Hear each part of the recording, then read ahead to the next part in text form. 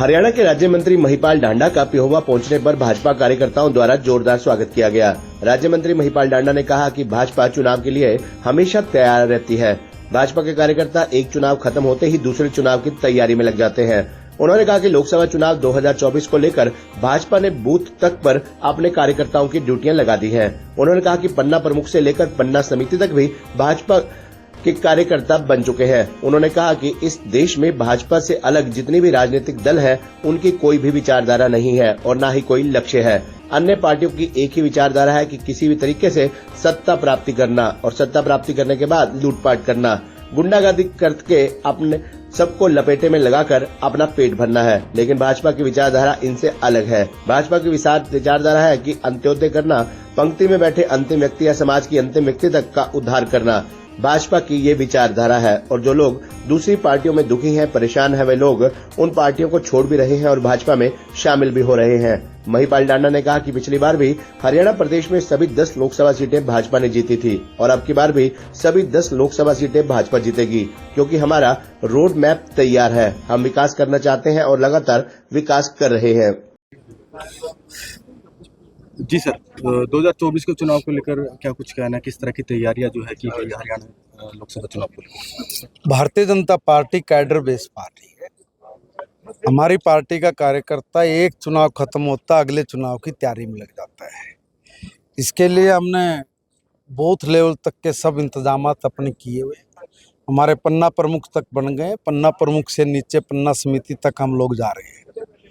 हमारे कार्यकर्ता नरेंद्र मोदी जी के वो सिपाही हैं जो हर मोर्चे पर लड़ने के लिए बिल्कुल तैयार है और वाहेगुरु जी का नाम लेकर हम लोग ये फतेह हासिल करेंगे। तो जिस तरह से जेजेपी की बात की जाए तो काफ़ी नेता जो है पार्टी छोड़कर जा चुके हैं। दुष्यंत चौटाला का भी जो है कई गांवों के अंदर विरोध देखने को मिल रहा है। देखिए, इस देश में जितने भी राजनीतिक दल हैं, किसी भी राजनीतिक दल की कोई विचारधारा नहीं है, कोई आइडियोलॉजी नहीं है।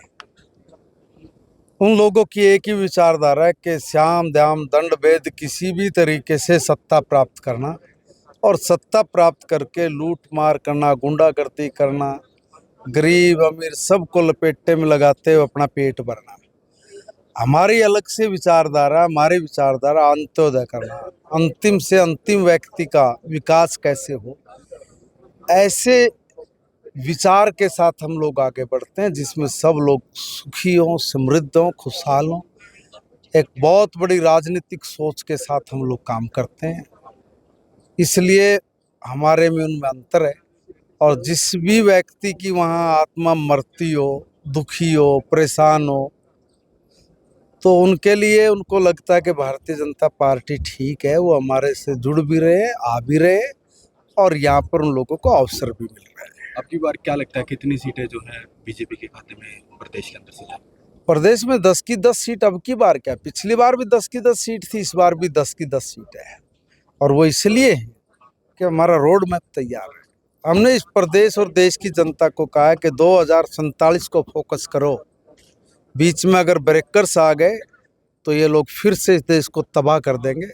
और आज की नौजवान पीढ़ी तबाही नहीं देखना चाहती। आज की नौजवान पीढ़ी भारत को विकसित भारत देखना चाहती है, विकसित हरियाणा देखना चाहती है, इसलिए वो अपने मिशन में जुटेंगे।